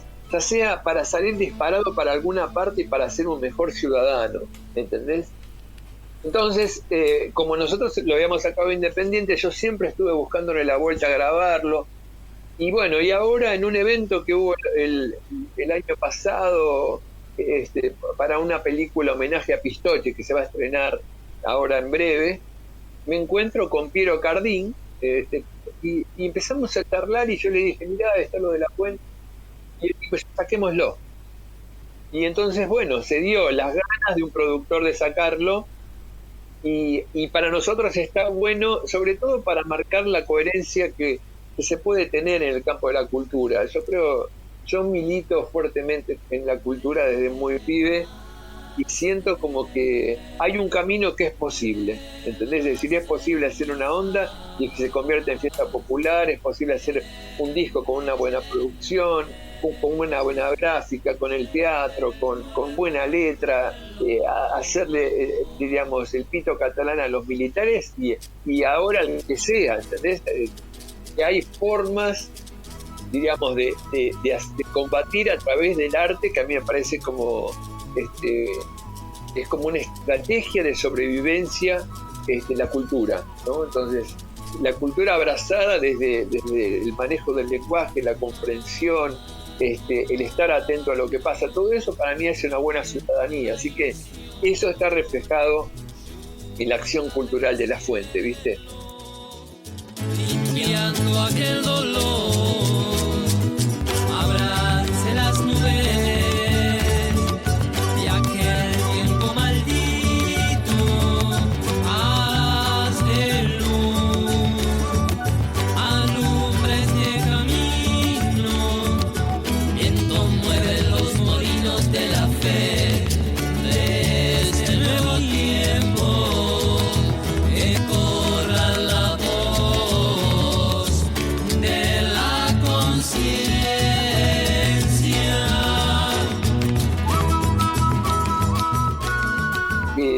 El disco debería estar, y de hecho pasa, viste, que me está escribiendo gente increíble de distintas partes del país que quieren el disco, que de repente los soportes que están en todos, en todos los soportes que hay ahora no se escucha bien, el CD se escucha bien. Entonces todavía hay gente que quiere escuchar la música de otra manera. Así que bueno, la idea es que La Fuente, como un hecho testimonial, diríamos, nosotros con Uki empezamos en el 77, es decir, un año después del golpe nosotros empezamos a preparar un repertorio y lo estrenamos en el 78, y en el 78 fundamos la idea, ¿no? Que nosotros estábamos tocando como Uki, Coco y Uki, y Resorte Horno nos invita a un espacio de estudiantes de arte y nos pregunta muy por arriba, dice, chicos, ¿le van a poner algún nombre? Y nosotros vivíamos en una pensión en San Isidro y con Uji dijo, nos quedamos delirando, y al otro día dijimos La Fuente. Así que a partir de ahí quedó instituido. Andy empezó a tocar casi inmediatamente porque yo lo conozco, pero en un momento yo estoy en el tren de la zona norte y de repente lo veo a Andy en el tren. Digo, ¿qué haces, loco? Me dice, bueno, empezamos a charlar y le digo, che, Andy, ¿no querés venir a tocar la flauta en un par de temas? Así que Andy se sumó como músico invitado en el primer show, tocó en la percusión La Foca, Eddie Rodríguez, ¿viste? Un amigo entrañable, ¿viste? Mañana será otro día, por hoy puedes descansar. La vida se sigue un día y mucho más. ¿Qué aprendiste hoy en este salón decorado por demás? Y atractivos firuletes y mentiras rococó. Nada por aquí, nada por allá. ¿Qué hay para vivir? ¿Qué hay para soñar en la jungla del adiós? Pero aún así te insisto, no te canses de esperar, que de nuevo te amanece una... Bueno, yo soy Andy de La Fuente y la verdad que es muy lindo que este material pueda estar a disposición de por lo menos las personas que estén interesadas. Y me hace recordar mucho a esa época. La mayoría de las veces los grupos musicales buscan alguna señal como del éxito que se transforma en tipo ganar plata aquí y hacer recitales y viajar y todo lo demás. Pero hay una parte de lo que vuelve que tiene que ver con lo que queda en cada persona que participó de los recitales, que estuvo ahí, que le significó algo. Cada tanto los de La Fuente nos encontramos con alguna persona así en alguna situación y dicen, La Fuente, qué sé cuánto.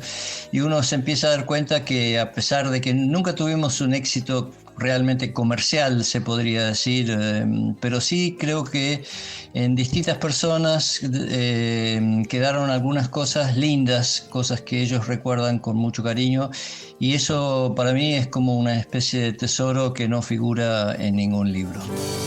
Lejano bullicio de selva interior, presiente que va a estallar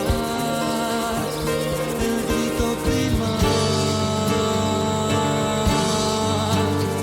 Se expande ya con fuerza impostergable, nada fácil de ocultar, mientras despierta del ayer la esperanza vital.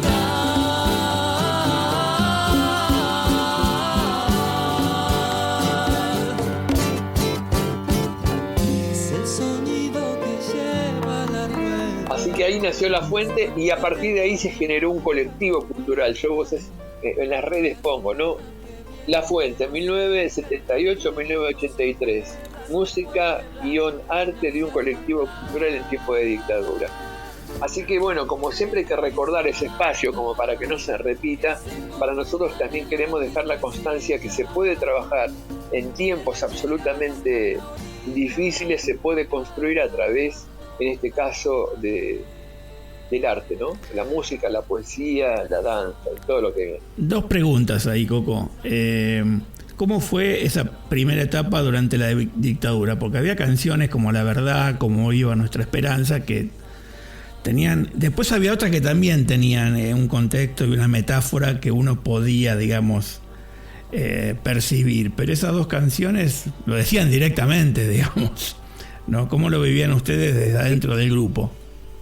Mira, es como una pregunta clásica porque todo el mundo nos dice lo mismo. Es decir, nosotros en el 82 con Para Pan Caliente hicimos en Excursionistas un show que nosotros, mientras generamos una polvareda, estaban los ejércitos dando vuelta en la cancha de Excursionistas en el Bajo Belgrano. Es decir, siempre fue así. Es decir, había una propia ley del grupo que nosotros, diríamos, nos metimos en esa porque creíamos que eso era así. Entonces la gente siempre te pregunta, ¿y no les pasó nada? Digo, no nos pasó nada. Yo qué sé, nos podía haber pasado. Lo bueno que me parece es mostrar que esto lo grabamos en la dictadura, no lo grabamos en la democracia. Esto está grabado en el 81 el primer disco y en el 83 el segundo. En lo personal, La Fuente fue una escuela, ¿viste? Entonces para mí está bueno que las nuevas generaciones escuchen en ese marco, digamos, de lo que es el recordatorio del golpe militar, que todas las sociedades articuladas pueden generar en tiempos adversos nuevas redes. Sí, seguramente. Y además, bueno, canciones como Renacer de las cenizas, por ejemplo, que uno lo podría interpretar como esa vuelta a la democracia con toda la fuerza, ¿no? La esperanza y demás. Y otra canción también muy fuerte que es Para los que no están, bueno, que obviamente es una samba dedicada a los desaparecidos, que también es muy interesante. Para cerrar, te pregunto lo siguiente, porque en algunos recitales de La Fuente se planteaba hasta la idea, yo me acuerdo de Uki con mucho entusiasmo, reclamar por un gobierno universal, donde cambiaran las normas de la gente, la convivencia, y un poco esto que vos decís que nacía evidentemente de la propia convivencia entre ustedes, y muchos ideales que hoy siguen muy fuertes, ¿no? Frente a lo que estamos viviendo hoy políticamente. ¿Cómo lo ves? ¿Cómo lo engarzás? ¿Qué te pasa por dentro? Yo no puedo más que decirte que yo después de terminada La Fuente me meto de una manera muy con todo lo que había aprendido en la dictadura a trabajar con la murga y el carnaval. Así que trabajé en el Rojas 34 años y con la murga vengo trabajando desde que se separó La Fuente del 83. Imagínate que estamos fuera del radar. Entonces yo creo que hay que buscar los lugares fuera del radar donde podamos seguir compartiendo, digamos, los ideales de las tribus, ¿viste? Porque en definitiva uno tiene un sentimiento tribal en un punto, ¿viste? Y va acumulando cosas y se encuentra con otro que tiene otra información, y si es abierto hay un intercambio y las ideas son generadoras de otras ideas. Yo por lo menos, ya te digo, hoy con mis 69 años que voy a cumplir ahora, de repente estoy trabajando como tenía que trabajar. Lo único que digo, ahora tengo el pellejo más viejo, pero de repente, es decir, hay posibilidades, ¿entendés? Y no dejo de hacer cosas y escribir libros y publicaciones, como que los sistemas son sordos, ciegos y mudos. Pueden manejar el poder y pueden manejar la violencia, pero nuestro pensamiento no lo pueden manejar, ¿entendés? Te agradezco muchísimo este tiempo que le dedicamos, y un placer tenerte después de tanto tiempo, y ojalá que cuando estés por Tras la Sierra podamos hacer eso que quedó pendiente. Acá hay varios lugares, como lo que vos decís, así de circuito. Justo generalmente cerramos con la pregunta: ¿qué traes y qué llevas en tu mochila? ¿No? Porque somos mochileros radio, recorremos los senderos de América Latina, la cultura, la música, la política, bueno, las ideas, la literatura. De alguna forma creo que la contestaste. Sí, y aparte te digo que ahora llevo en la mochila, estoy haciendo este espectáculo Andar Carnavalero, y llevo papel picado, mi chaleco de lentejuelas, el bombo, las guitarras y la poética de todas las personas que me contaron por qué hacen carnaval. Así que bueno, agradecido, che. Gracias, y nos Coco. vemos pronto. Nos vemos pronto. Dale.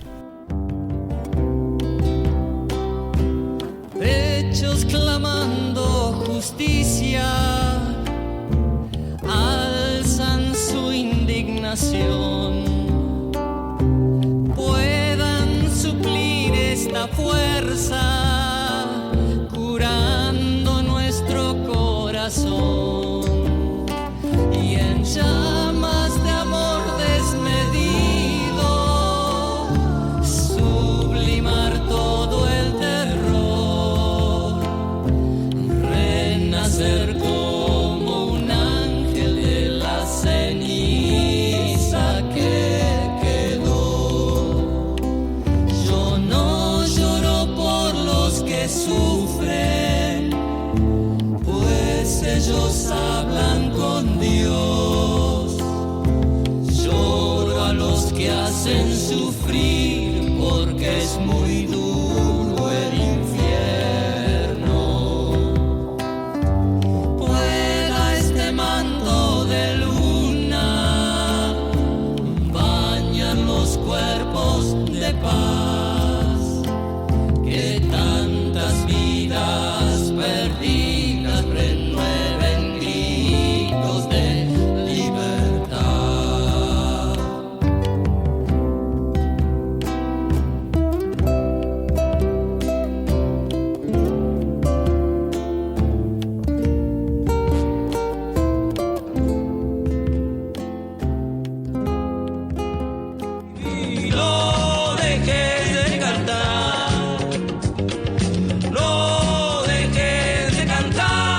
música te transporta, te ayuda, te acompaña.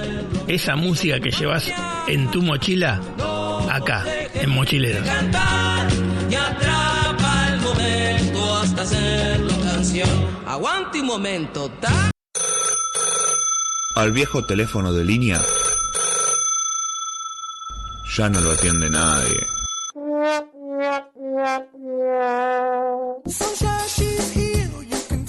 Para comunicarte con Mochileros, podés buscarnos en Facebook, Twitter o Instagram como Mochileros Radio, tu programa en Internet.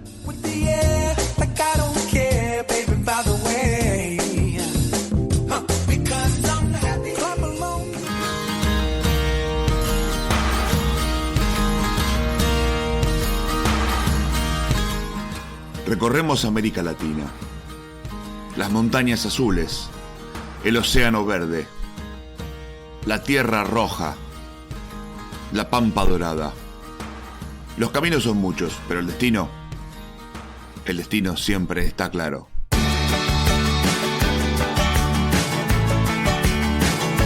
Mochileros, muchos senderos y un solo camino.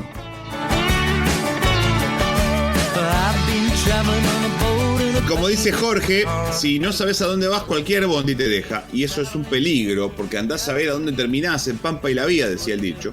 El destino no se negocia. Y por eso, acá en Mochileros, el destino lo tenemos bien claro. Cerramos este momento del programa 388 con una hermosa canción que Sting canta con Peter Gabriel y que está dedicada a las madres de Plaza de Mayo, Dani. Sí, una emocionante video que cantan toda la canción en español.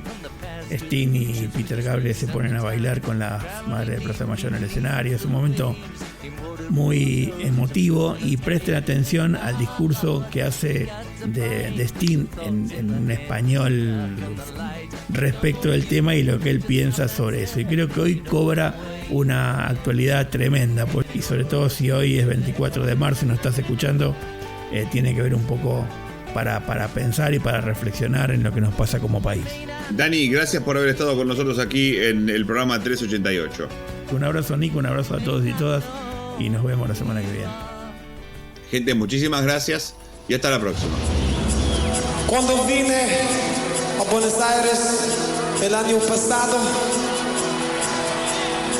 yo he visto miles de fotografías de desaparecidos, hermosas, jóvenes buen mozos, niños hermosísimos. Yo me pregunto por qué la Junta Militar pensó que Chile, que Argentina podría crecer sin esta belleza. Yo me pregunto por qué la Junta Militar pensó que América Latina podría crecer sin este espíritu. Yo me pregunto por qué la Junta Militar pensó que el mundo podría crecer sin este talento. Esta canción está dedicada a los familiares de los desaparecidos.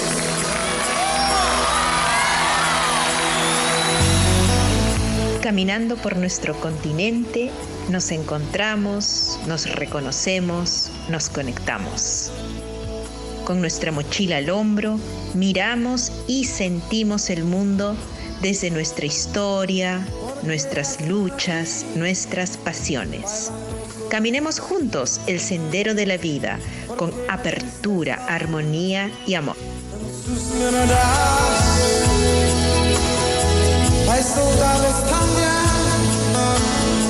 ignoran su dolor,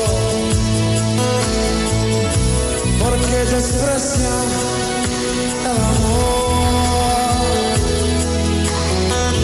Bailan con los muertos, los que ya no están, con horas invisibles, dejan de danzar. Bailan con sus padres, sus